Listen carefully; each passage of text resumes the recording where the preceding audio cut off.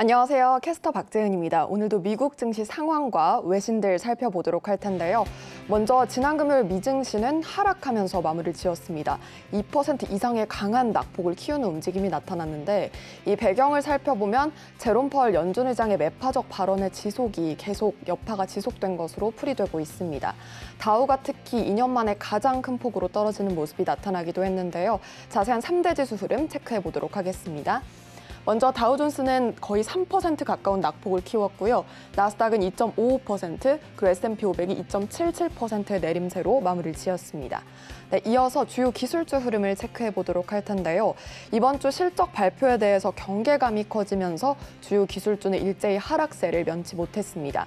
애플부터 체크해 보도록 하죠. 애플은 2.78% 내림세로 마무리를 지었고요. 마이크로소프트는 2.41% 내렸습니다. 알파벳 A가 4%로 가장 큰 낙폭을 키워내는 움직임이 나타났는데 애플부터 좀 체크를 해보면 주주 환원 정책 확대에 대한 기대가 모아지고 있다는 점 체크를 해보시면 좋을 것 같고 마이크로소프트는 이번 분기 실적 발표에서 17.6%의 매출 증가를 보고할 것을 예상을 하고 있습니다. 알파벳 A는 분기 실적 발표에서 23%의 매출 증가를 보고할 것으로 예상되고 있습니다. 참고하시길 바라겠습니다. 이어서 다음 장도 살펴보도록 하겠습니다.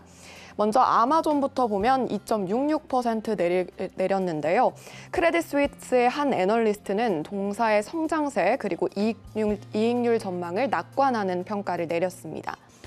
테슬라는 0.37% 내리는 움직임이 나타났는데요. 도이치방크의 한 애널리스트가 동사의 실적 발표에서 우수한 수익성 그리고 생산량 확대 전망에 대해서 낙관적인 내용이 나왔다고 재확인됐다고 평가를 했습니다. 이어서 엔비디아는 3.31% 내리면서 마무리 지었습니다. 이렇게 기술주의 흐름이 약화된 원인으로는 시장이 너무 이제 좋지 못했기 때문에 이 여파가 계속된 것으로 풀이가 되고 있습니다. 네, 다음 장 이어서 살펴보도록 하겠습니다.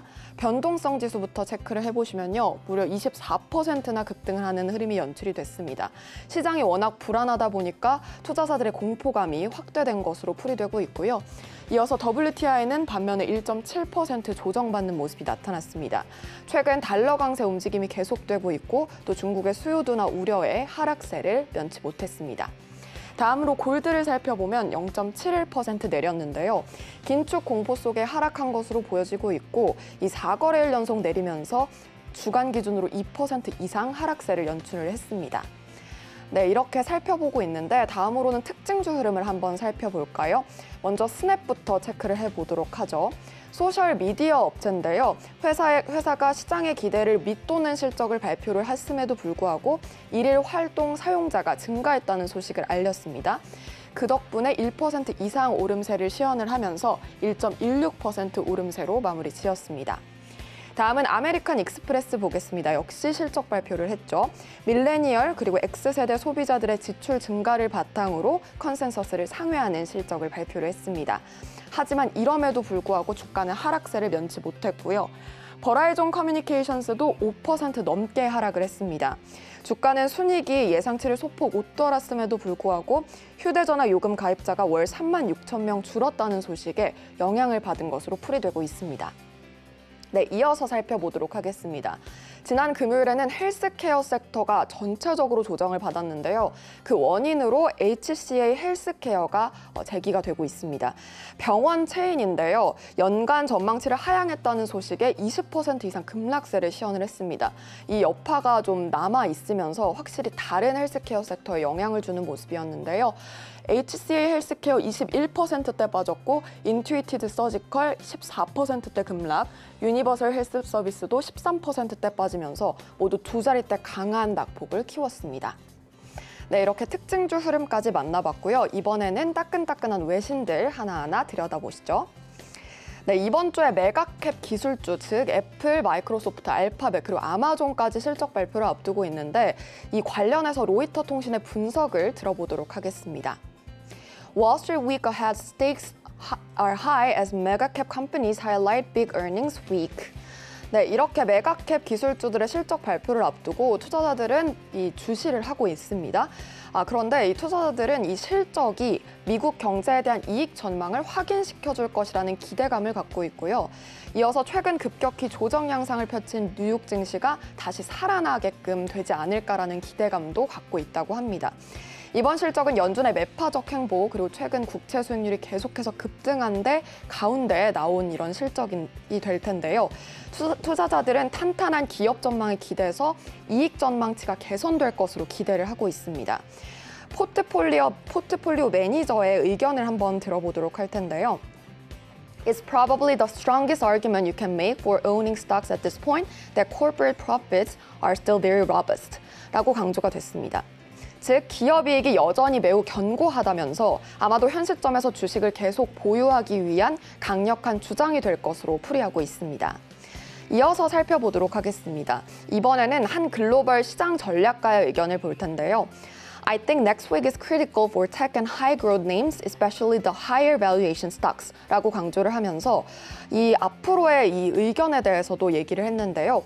이번 주는 기술주, 특히 밸류에이션이 높은 종목의 중요한 주라고 생각한다고 덧붙였습니다. 지금 당장 이런 밸류에이션을 가질 자격이 있는가를 평가해봐야 된다고 덧붙이기도 했는데요. 시총이 워낙 큰 만큼 메가캡 기술주의 실적 영향이 시장에 클 것으로 보여지는데요. 잠시 후 관련해서 신승용 대표와 함께 자세한 투자 전략 세워보시면 좋을 것 같습니다. 네, 이어서 살펴보도록 하겠습니다. Fed's master cast doubt on the need for shock interest rate hikes ahead.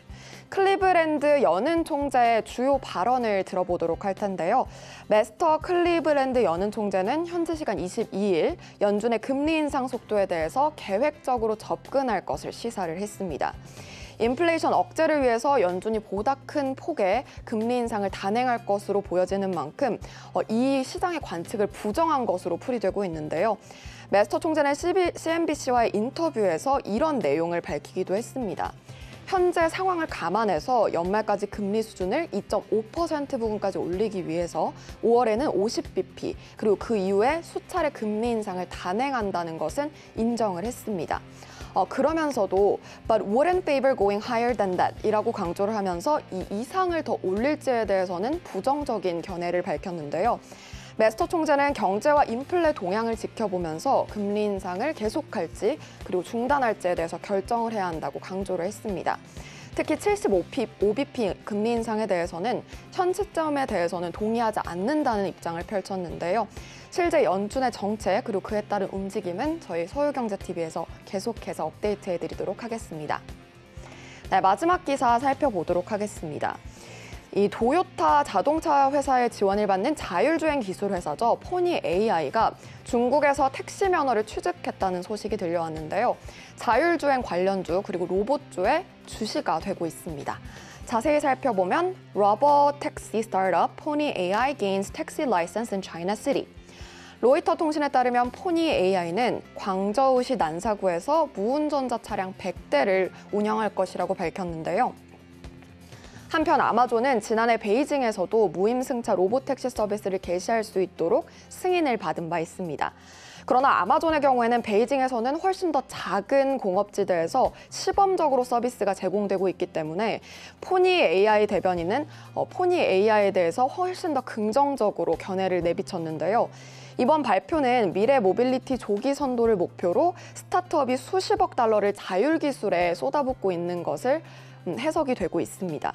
이런 상황 속에서 최근 다시 움직이기 시작한 로봇주에 매기가 집중될 것으로 풀이가 되고 있는데요.